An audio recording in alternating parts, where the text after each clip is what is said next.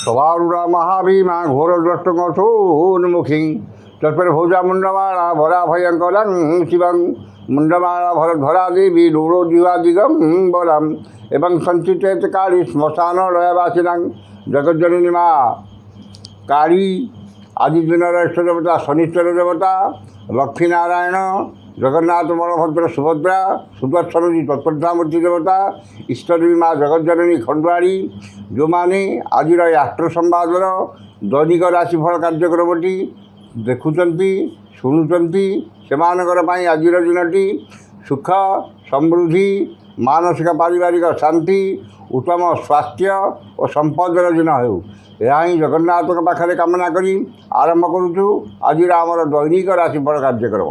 जय जगन्नाथ। आज जुलाई मास 26 तारिख 2025 मसीहा कर्कट 11 दिन श्रावण मास शुक्लपक्ष द्वितीया शनिवार द्वितीया तिथि रात्रि 10:42 पर्यंत रही तृतीया तिथि भोग हो। आज राशि नक्षत्र अश्लेषा कर्कट अश्लेषा नक्षत्र रात्रि 3:52 दिन 3:52 पर्यंत रही चंद्र कर्कट राशि अपराह्न 3:52 पर्यंत अवस्थान करेंगे।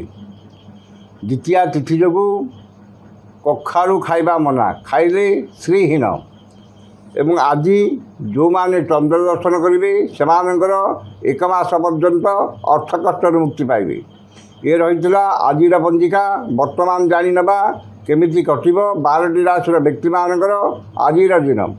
प्रथम राशि मेष राशि मेष राशि चतुर्थ चंद्र शनिवार और बुध नक्षत्र भोग होतिबारु गुरुजन विवाद क्षमताशाली व्यक्ति शत्रुता एवं राजनैतिक व्यक्ति आक्रोशर शिकार हे। मनर अस्थिरता परिवार मनमालिन सौजन विवाद एवं आर्थिक क्षति आर्थिक ठकामी पड़ पारती। अन्य ठारू आनिथिबा धन फेरैबारे असमर्थ हेबे एवं अन्य को देइथिबा धन पाइबारे विफल हेबे। वाणिज्य व्यवसाय परिवहन में क्षति पहुँचब एवं आर्थिक स्थिति बिगड़ी। कर्म विफलता और सहकर्मी विरोधर शिकार हे। जो मानकर कृतिका मेष से सतर्कता अवलम्बन करेंगे।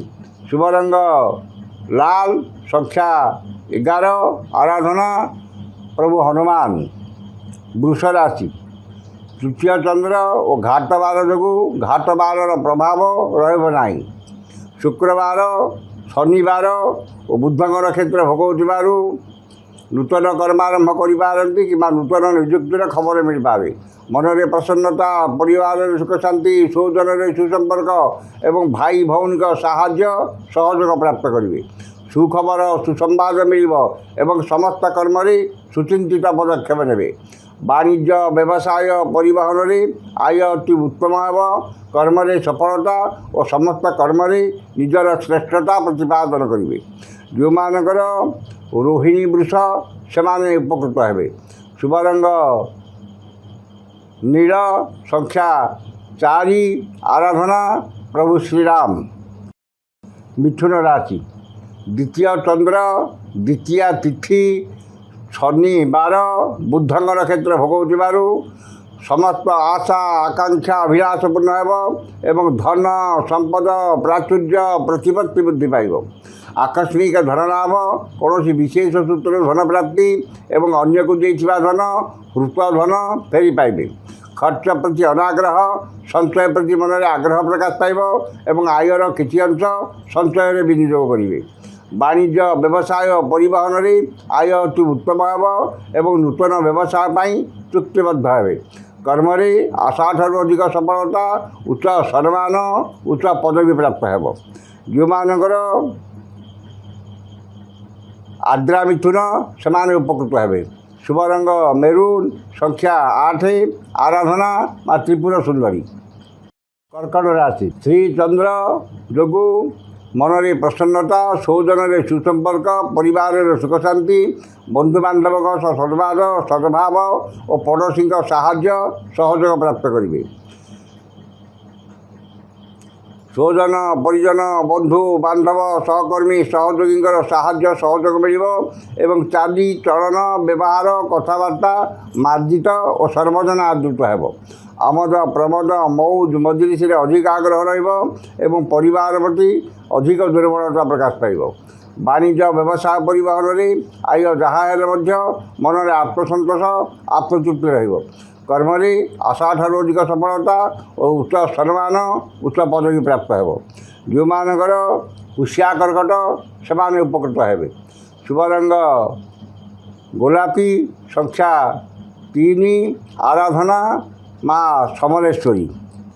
ସିଂହ ରାଶି, ଦ୍ୱାଦଶ ଚନ୍ଦ୍ର ଘାତ ବାର ଯୋଗୁଁ ଆୟ 5 ଟଙ୍କା ହେଲେ ବ୍ୟୟ 25 ଟଙ୍କା ହେବ ଏବଂ ଆର୍ଥିକ ସ୍ଥିତି ବିଗିଡ଼ିଯିବ।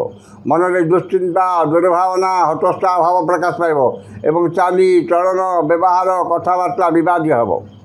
ଠିକ୍ ସମୟରେ ଠିକ୍ ନିଷ୍ପତ୍ତି ନେବାରେ ଅସମର୍ଥ ହେବେ ଏବଂ ସମସ୍ତ କର୍ମରେ ଭୁଲ ନିଷ୍ପତ୍ତି ନେବେ। ଅଯଥା ଖର୍ଚ୍ଚ ବୃଥା ଭ୍ରମଣ ଲାଗି ରହିବ ଏବଂ ପରିବାରର ବୟୋଜ୍ୟେଷ୍ଠ ବ୍ୟକ୍ତିଙ୍କର ସ୍ୱାସ୍ଥ୍ୟଗତ ସମସ୍ୟା ଦେଖାଦେବ। ବାଣିଜ୍ୟ ବ୍ୟବସାୟ ପରିବହନରେ ଆୟଠାରୁ ବ୍ୟୟ ଅଧିକ ହେବ। କର୍ମରେ ଆଶାଠାରୁ ଅଧିକ ସଫଳତା ଓ ସମସ୍ତ କର୍ମ କଣ୍ଟକ ସଦୃଶ ମନେ ହେବ। ଯେଉଁମାନଙ୍କର ଉତ୍ତରା ଫାଲ୍ଗୁନୀ ସିଂହ ସେମାନେ ସତର୍କତା ଅବଲମ୍ବନ କରିବେ। ଶୁଭ ରଙ୍ଗ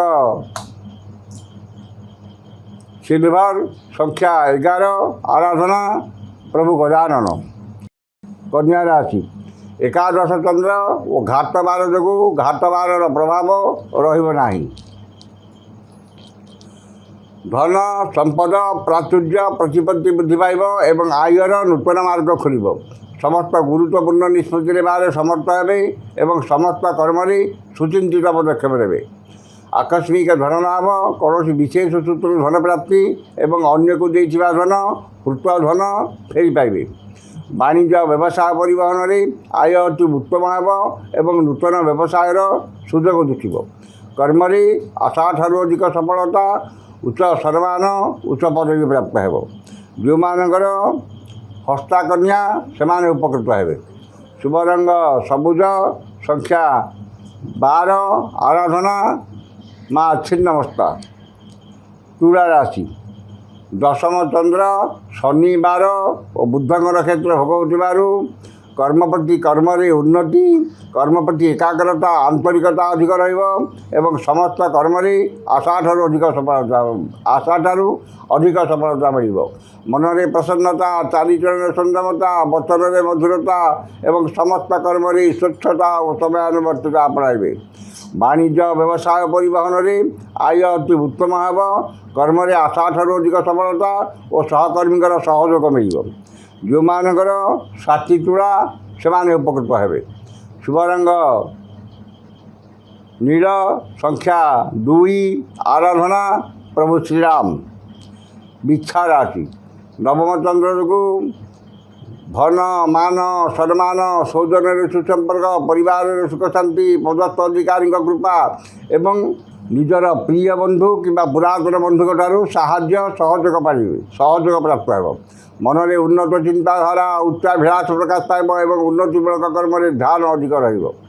ପରୋପକାର, ସମାଜ ସେବା, ଧାର୍ମିକ କର୍ମରେ ଅଧିକ ଆଗ୍ରହ ରହିବ ଏବଂ ମହତ ବ୍ୟକ୍ତିଙ୍କ ସାନ୍ନିଧ୍ୟ ଲାଭ କରିବେ।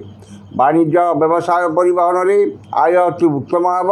କର୍ମରେ ଆଶାଠାରୁ ଅଧିକ ସଫଳତା, ଉଚ୍ଚ ସମ୍ମାନ, ଉଚ୍ଚ ପଦବୀ ପ୍ରାପ୍ତ ହେବ। ଯେଉଁମାନଙ୍କର ଅନୁରାଧା ଇଚ୍ଛା ସେମାନେ ସୁଫଳ ପାଇବେ।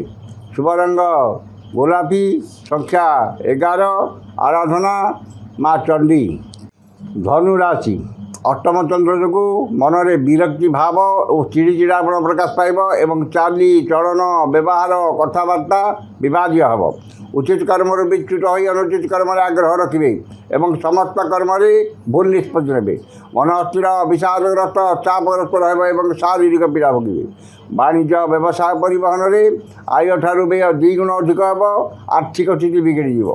କର୍ମରେ ବିଫଳତା, ସମ୍ମାନ ହାନି, ସହକର୍ମୀଙ୍କର ବିରୋଧ ଓ ପଦସ୍ଥ ଅଧିକାରୀଙ୍କର ରୋଷର ଶିକାର ହେବେ।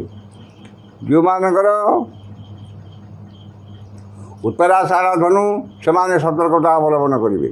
ଶୁଭ ରଙ୍ଗ ଗେରୁଆ, ସଂଖ୍ୟା 5, ଆରାଧନା ମା ତାରା। ମକର ରାଶି, ସପ୍ତମ ଚନ୍ଦ୍ର ଶନି ବାର ଓ ବୁଧଙ୍କ ନକ୍ଷତ୍ର ଭୋଗ ହେଉଥିବାରୁ ମାନସିକ ପାରିବାରିକ ଶାନ୍ତି, ଦାମ୍ପତ୍ୟ ଜୀବନରେ ମଧୁରତା ଆସିବ। ମୂଲ୍ୟବାନ ଧାତୁ, ବସନ ଭୂଷଣ, ସୌଖିନୀ ଘରୋଇ ଉପକରଣ କିମ୍ବା ଯାନବାହନ କ୍ରୟ କରିବେ। ଆମୋଦ ପ୍ରମୋଦ ମଉଜ ମଜଲିସରେ ଅଧିକ ଆଗ୍ରହ ରହିବ ଏବଂ ପରିବାରର ସମସ୍ତ ସଦସ୍ୟଙ୍କ ମଧ୍ୟରେ ଉତ୍ତମ ବୁଝାମଣା ରହିବ। ପରିଚିତ ମହିଳାଙ୍କଠାରୁ ସାହାଯ୍ୟ ସହଯୋଗ ଧନ ମିଳିବ ଏବଂ ଦେହ ମନ ସୁସ୍ଥ ରହିବ। ବାଣିଜ୍ୟ ବ୍ୟବସାୟ ପରିବହନରେ ଆୟ ଅତି ଉତ୍ତମ ହେବ। କର୍ମରେ ସଫଳତା ଓ ସମସ୍ତଙ୍କର ମନ ଜିଣିବାରେ ସମର୍ଥ ହେବେ। ଯେଉଁମାନଙ୍କର ଶ୍ରବଣାମ କର ସେମାନେ ଉପକୃତ ହେବେ। ଶୁଭ ରଙ୍ଗ ମାଟିଆ, ସଂଖ୍ୟା 6, ଆରାଧନା ଜଗଜ୍ଜନନୀ ମା ବିମଳା। କୁମ୍ଭ ରାଶି, ଷଷ୍ଠ ଚନ୍ଦ୍ର ଶନିବାର ଓ ଶୁକ୍ରଙ୍କର ନକ୍ଷତ୍ର ଭୋଗ ହେଉଥିବାରୁ ମାନସିକ ପାରିବାରିକ ଶାନ୍ତି ଏବଂ ସମସ୍ତଙ୍କ ସହ ସଦ୍ଭାବ ପ୍ରତିଷ୍ଠା ହେବ। ଯଶ ସମ୍ମାନ ସାମାଜିକ ପ୍ରତିଷ୍ଠା ଜନସମ୍ପର୍କ ବୃଦ୍ଧି ପାଇବ ଏବଂ ଆପଣଙ୍କ ବକ୍ତବ୍ୟରେ ସମ୍ମୋହନର ଶକ୍ତି ରହିବ। ଆଜି ଯେକୌଣସି କର୍ମ କରିବେ ସେଥିରେ 100% ସଫଳତା ପାଇବେ ଏବଂ ସମସ୍ତଙ୍କର ପ୍ରଶଂସାର ପାତ୍ର ହେବେ। ବାଣିଜ୍ୟ ବ୍ୟବସାୟ ପରିବହନରେ ଆୟ ଅତି ଉତ୍ତମ ହେବ। କର୍ମରେ ଆଶାଠାରୁ ଅଧିକ ସଫଳତା, ଉଚ୍ଚ ସମ୍ମାନ, ଉଚ୍ଚ ପଦବୀ ପ୍ରାପ୍ତ ହେବ। ଯେଉଁମାନଙ୍କର ଶତଭିକ୍ଷା କୁମ୍ଭ ସେମାନେ ଉପକୃତ ହେବେ। ଶୁଭ ରଙ୍ଗ କଳା, ସଂଖ୍ୟା 11, ଆରାଧନା ଜଗଜ୍ଜନନୀ ମା କାଳୀ। ଶେଷ ରାଶି ମୀନ ରାଶି, ଶୁକ୍ଳପକ୍ଷର ପଞ୍ଚମ ଚନ୍ଦ୍ର ଶନିବାର ଘାତ ନକ୍ଷତ୍ର ଘାତ ତିଥି ଯୋଗୁଁ ମାନ ସମ୍ମାନ ହାନି, ମାନସିକ ଦୁଶ୍ଚିନ୍ତା, ପରିବାରର ମନୋମାଳିନ୍ୟ, ସୌଜନ୍ୟର ବିବାଦ, ପଡ଼ୋଶୀଙ୍କ ସତିକ୍ତତା ଏବଂ ଇତର ଜଣଠାରୁ ଅପମାନ ପାଇବେ। ସନ୍ତାନମାନଙ୍କର ଶିକ୍ଷା, ସ୍ୱାସ୍ଥ୍ୟ, ଚାଲିଚଳନ, ବ୍ୟବହାର, କର୍ମକୁ ନେଇ ଚିନ୍ତିତ ହେବେ ଏବଂ ପିତାମାତାଙ୍କ ସ୍ୱାସ୍ଥ୍ୟଗତ ସମସ୍ୟା ଦେଖାଦେବ। ପାରିବାରିକ ବିବାଦ, ଜମିଜମା ବିବାଦ ଏବଂ ପୈତୃକ ସମ୍ପତ୍ତିକୁ ନେଇ ବିବାଦ ଲାଗି ରହିବ ଏବଂ ପରିବାରରେ ଅଶାନ୍ତିର ବାତାବରଣ ରହିବ। ବାଣିଜ୍ୟ ବ୍ୟବସାୟ ପରିବହନରେ ଆୟ ମଧ୍ୟମ ହେବ। କର୍ମରେ ବିଫଳତା ଓ ସହକର୍ମୀଙ୍କର ବିରୋଧର ଶିକାର ହେବେ। ଯେଉଁମାନଙ୍କର ପୂର୍ବଭାଦ୍ର ଓ ରେବତୀ ମୀନ ସେମାନେ ସତର୍କତା ଅବଲମ୍ବନ କରିବେ। ଶୁଭ ରଙ୍ଗ ହଳଦିଆ, ସଂଖ୍ୟା 7, ଆରାଧନା ମା ଧୂମାବତୀ। ଏ ଥିଲା ଆଜିର 12ଟି ରାଶିର ବ୍ୟକ୍ତିମାନଙ୍କର ଆଜିର ରାଶିଫଳ। ସମସ୍ତ ରାଶିର ବ୍ୟକ୍ତିମାନେ ଦିନଟି ଶୁଭ ହେବା ପାଇଁ ଉକ୍ତ ମନ୍ତ୍ରଟି ଋଷ୍ୟାଦି କରି ପାଠ କରନ୍ତୁ।